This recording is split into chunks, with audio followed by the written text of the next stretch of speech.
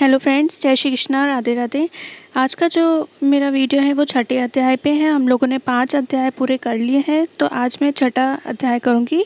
तो जैसा कि आप सबको पता है कि कृष्ण जी की एक पत्नी थी सत्यभामा, तो उनके बारे में इस कथा में श्रवण करेंगे। तो चलिए स्टार्ट करते हैं। बाके बिहारी लाल की जय, कुंज बिहारी लाल की जय, जय श्री राधे कृष्णा, जय श्री राधे। नारद जी कहने लगे कि हे ब्रह्मांड, कार्तिक मास के महात्म का विधि पूर्वक वर्णन कीजिए।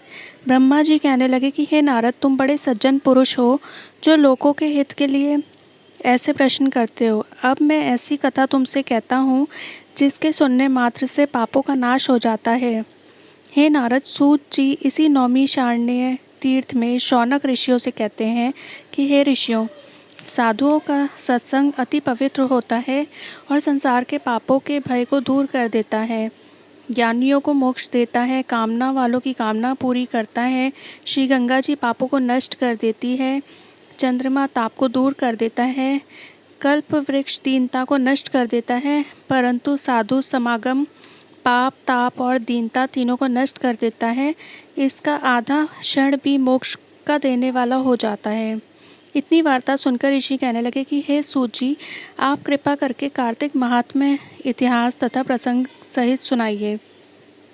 तब सूत जी कहने लगे कि हे ऋषियों, एक समय भगवान कृष्ण से कमल जैसे नेत्रों वाली श्री सत्यभामा जी कहने लगी कि मैं धन्य हूँ और मेरे माता पिता भी धन्य हैं, जिनके मेरे जैसी कन्या उत्पन्न हुई, जिसके पति आप भगवान हुए। आप 16,108 रानियों में सबसे अधिक मुझसे प्रेम करते हैं।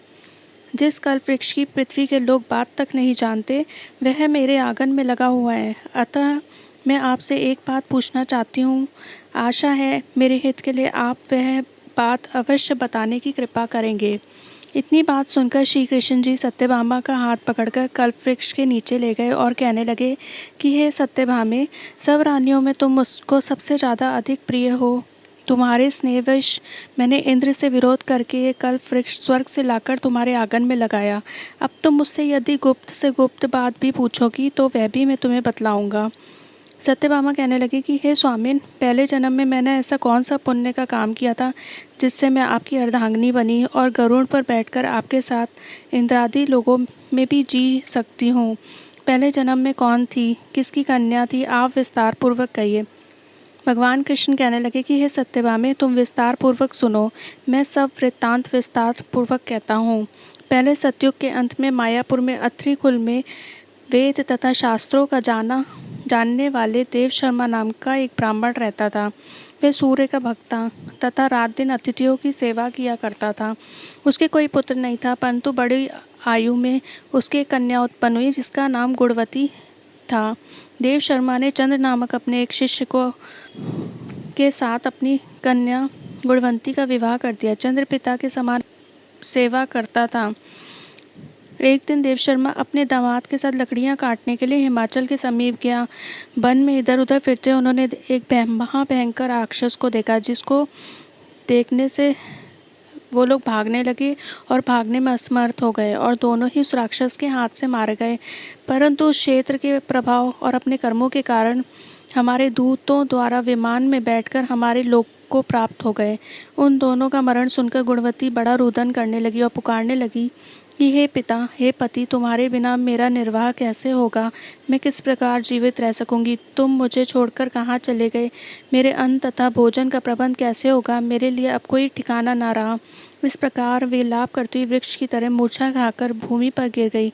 और जब कुछ चेतना आई तो उसने घर का सामान बेचकर उन दोनों की अंत्येष्टि क्रिया की और मेरी भक्ति में सदा तत्पर रहने लगी। इस प्रकार कार्तिक मास आ गया और वह कार्तिक के व्रत करने लगी तथा एकादशी का व्रत भी करने लगी। एक समय वह ज्वर से पीड़ित हो गई। वह दुर्बल शरीर वाली गुणवती स्नान करने गंगा को गई। तब गंगा जी में प्रवेश करते ही शीत के मारे उसकी सब देह कांपने लगी और वह शिथिल होकर वहीं पर गिर गई। उसी समय हमारे दूत सुंदर विमान में बिठाकर उसको हमारे धाम में ले आए। यह कार्तिक के व्रत का ही प्रभाव था। फिर द्वापर में ब्रह्मादि देवताओं की प्रार्थना पर पृथ्वी का भार उतारने के लिए हमने कृष्ण अवतार लिया। तो उस समय हमारे ही सब देवगण यादव बन गए और तुम्हारे पिता देव शर्मा शत्राजित हुए, चंद्र शर्मा अक्रर हुए और तुम गुणवती सत्यभामा हुई। कार्तिक के व्रत के प्रभाव से तुम हमारी प्यारी हुई। तुमने आजन्म तुलसी के वृक्ष का पालन किया, इसी से तुम्हारे आंगन में कल्प वृक्ष है। कार्तिक में तुमने दीपदान किया, इसीलिए तुम्हारे घर में लक्ष्मी स्थित है। जो कार्तिक मास में तुमने व्रतादि किया, उसी से तुम हमारी अर्धांगिनी हुई। जो कोई कार्तिक मास में व्रतादि करता है वह हमको तुम्हारे सामने ही प्रिय होता है। तो आज का ये छठा अध्याय समाप्त हुआ। बोलो कृष्ण भगवान की जय। जय श्री राधे। कृष्ण बाके बिहारी की जय, कुंज बिहारी की जय। जय श्री राधे, जय श्री राधे। अगर आपको मेरा चैनल अच्छा लगता है तो प्लीज़ लाइक करें, सब्सक्राइब करें और शेयर करें। Thank you for watching this video. जय श्री कृष्णा। राधे राधे।